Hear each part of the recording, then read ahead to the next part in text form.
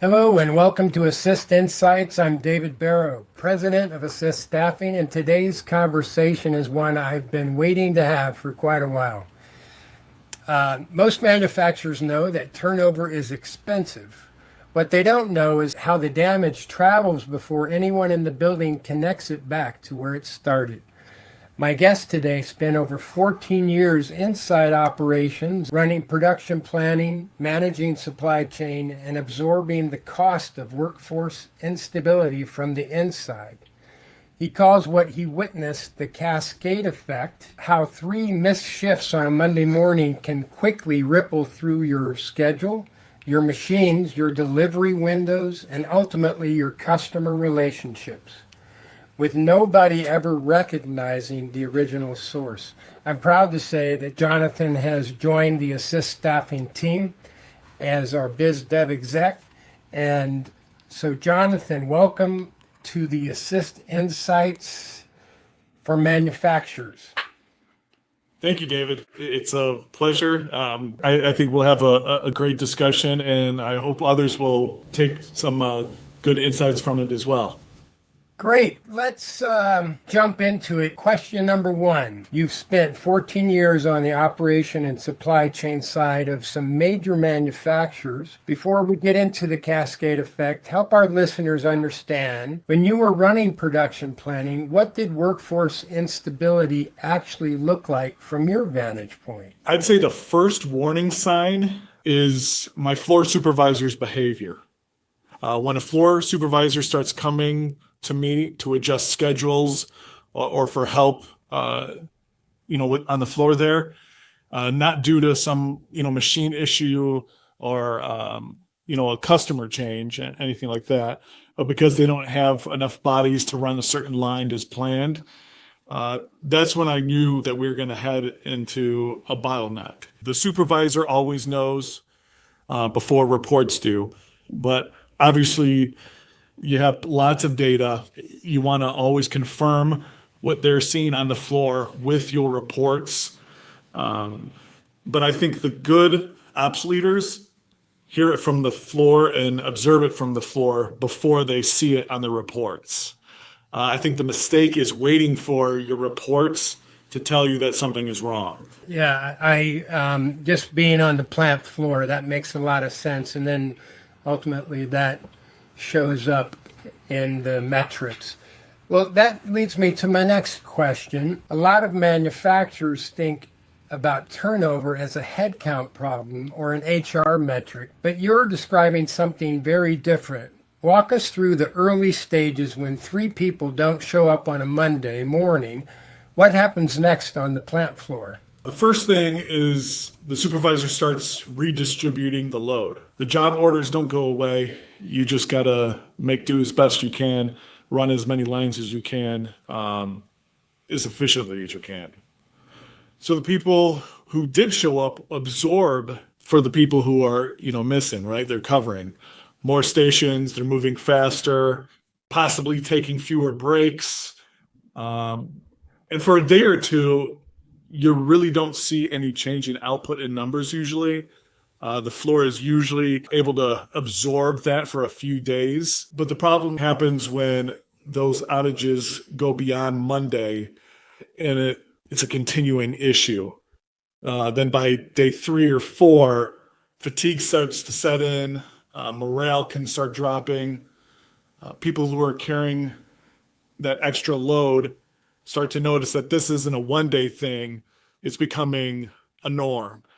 And that's where you start losing your best people, not the ones who are already a problem, but the ones you can't afford to lose, the ones that update their resume because they have options. That moment right there on Monday when this sort of becomes evident that there's a gap that needs to be filled, that's where a staffing firm with a reliable bench and strong fill rates can help sort of change the entire trajectory.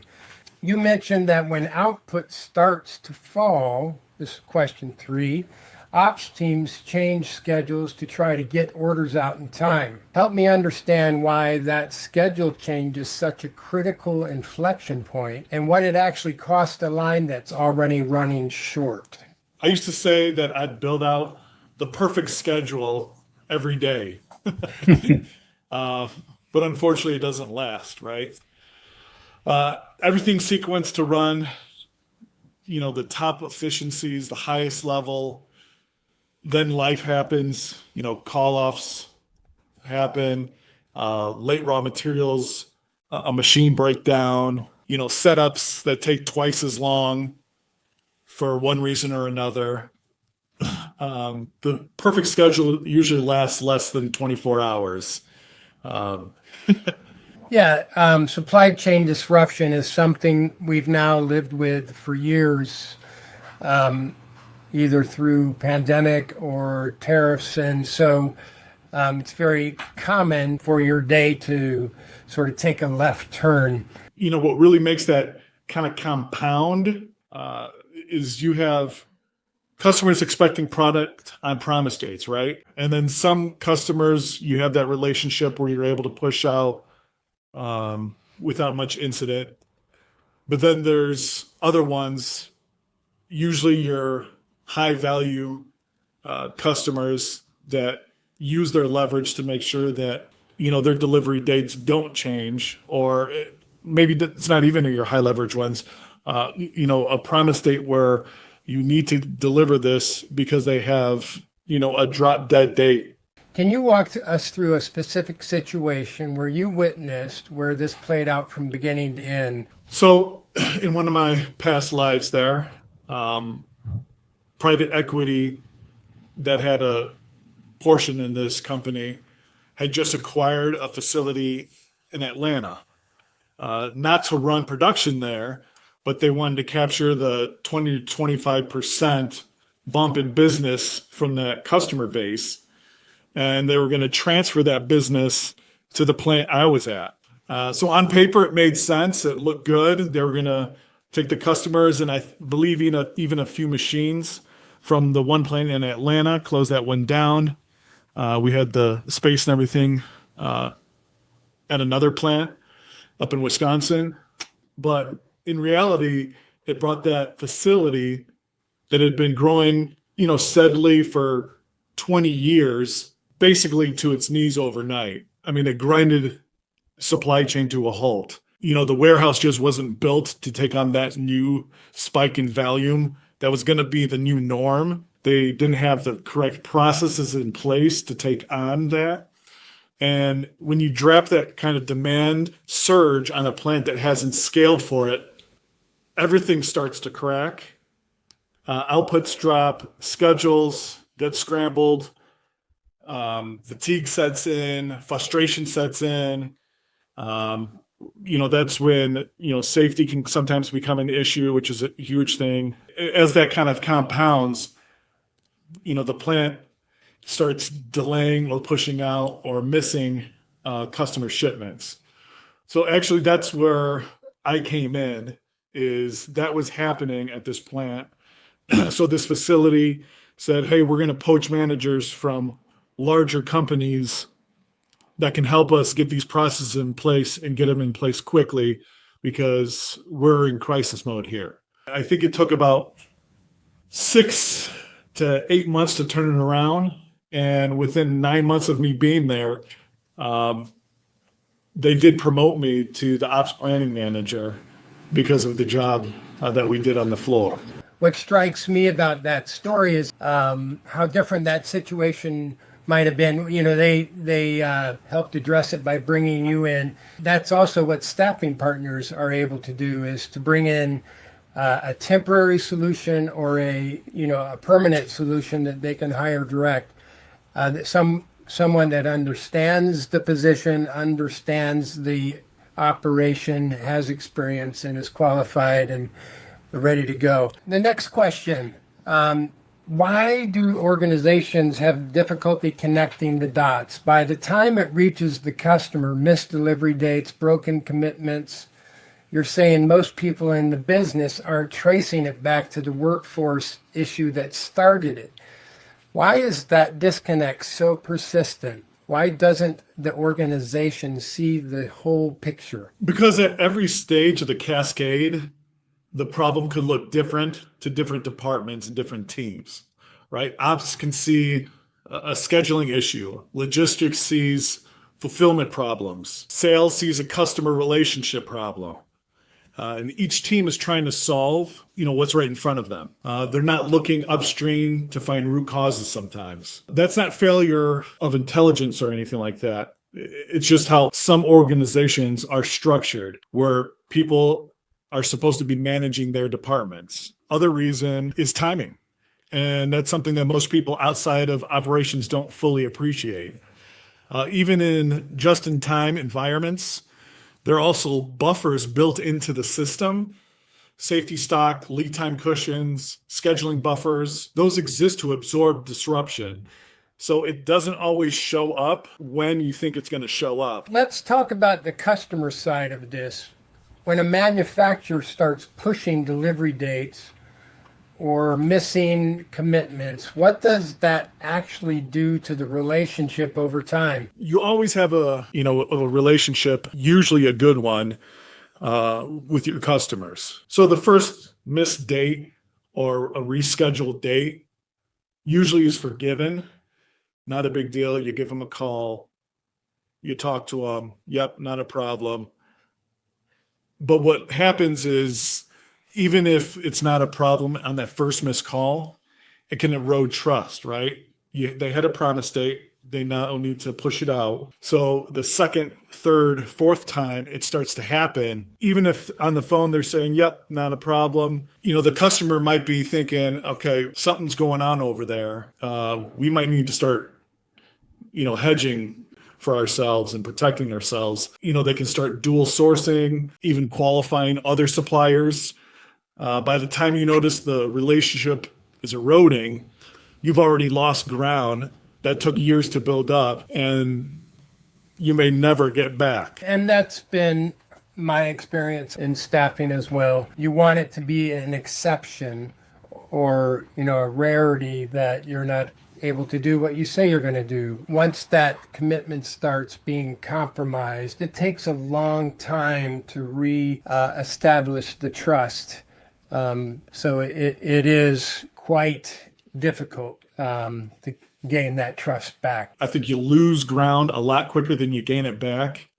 It is possible to gain it back, but you don't rebuild it, with one phone call or even a few phone calls or giving them a discount. You rebuild it by performing reliably over an extended period of time. And that starts on the floor, not in the sales relationship. Okay, let's get practical. For a plant manager or operations leader listening right now who recognizes some of what you're describing in their own facility, what are the leading indicators they should be watching before the cascade gets going? 3 things I'd watch before anything else. First, overtime trending up without a corresponding increase in customer demand. Overtime that's demand driven is expected. Overtime that's showing up just to hit normal targets is a warning sign. It means your floor is working harder to produce what it always produced. And obviously that's not sustainable if they're not hitting, running times or setup times, transition times, anything like that. Second, supervisor schedule adjustment requests. When your supervisors start coming to you to move things around, and not because of, machine or customer change, but because they're trying to manage shortages on the floor, that's an early signal as well. Thirdly, absenteeism trending up. When you start seeing the same people calling off repeatedly, or when your call-off numbers start climbing across the board, the cascade has already started usually at that point. So now you've seen the cascade effect from both sides as a manufacturer and with a staffing firm. When you think about a truly effective staffing partnership for a light industrial manufacturer, how does it have to be different from just calling an agency when you have an open rec? A real partnership means your staffing partner understands your production schedule, your seasonal patterns, your growth plans. We're asking questions that an operations person would ask, not just how many people you need, because if that's the only conversation that's happening, you're always going to be reactive instead of proactive. You're always going to be one bad Monday from this cascade effect. There's nothing wrong with manufacturers that might have, a call off or two. They just haven't seen what a different kind of conversation with, a staffing agency looks like. It's a conversation that starts with their operation and not with their open recs. Because the open rec is usually a symptom of something that's bigger. And that's what we're trying to solve. If we don't, we would be having the same conversations, 90, 120, 160 days from now. Yeah, the consultative partnership is just so much more powerful and meaningful. So if you could give one piece of advice to a plant manager who is dealing with this kind of workforce instability right now, what's the single most important thing they should do this week to get started? I found from my experience, stop staring at reports to make a decision. Turnover rates, overtime, hours, fill rates, output numbers. The reports aren't the problem. Good ops leaders are people of action. They're on the floor. They know the business well, and they're people who make decisions quickly so they don't get into that cascade effect. That's such a powerful thing, to really have your finger on the pulse. And when a manufacturer is ready to make that move and address these issues, the right staffing partner should already know enough about your floor to help you act immediately. If a plant manager finishes listening to this episode today and conversation resonates, what's the one thing you want them to walk away with starting tomorrow? Go walk the floor tomorrow morning, not with a clipboard or with a report. Talk to your supervisors. Talk to the people on the line. Because in my experience, the cascade, doesn't start on a spreadsheet. It always starts with, the people on the floor who are quietly absorbing, some absenteeisms or some people who aren't hitting their efficiencies. If it feels off, it probably is. And the earlier you catch it, the more options you have, right? Once it's in motion, once the schedule changes start and the bottlenecks compound, you're managing a crisis instead of preventing one. The best ops leaders I've ever been around never waited for the report to tell them that something's wrong. They already knew it. They were just getting confirmations from that report. What Jonathan laid out today isn't theoretical. This cascade happens in plants every single day, and most of the time nobody in the building is connecting the dots. This is exactly the conversation we want with manufacturers before the cascade starts, not after the customer call. If today's episode made you think about your own facility differently, I'd encourage you to reach out. We serve light industrial manufacturers throughout Illinois, Indiana, Michigan, Ohio, and Wisconsin, and this is what we do. To our listeners, thank you for being here. If this episode was valuable to you, share it with a colleague who needs to hear it. We'll see you next time on Assist Insights.